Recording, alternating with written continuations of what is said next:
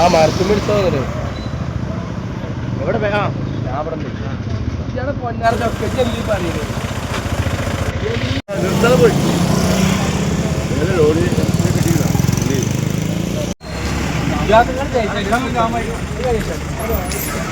Tyre എന്തായാലും പോരും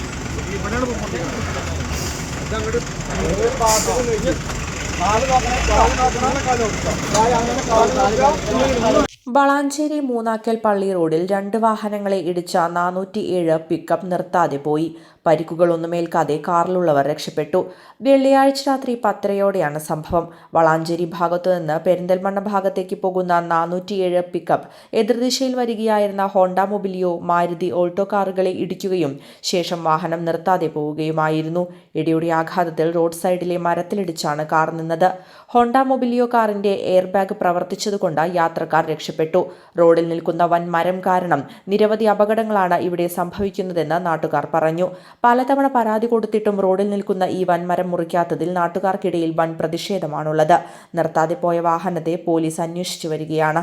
news desk D4 news.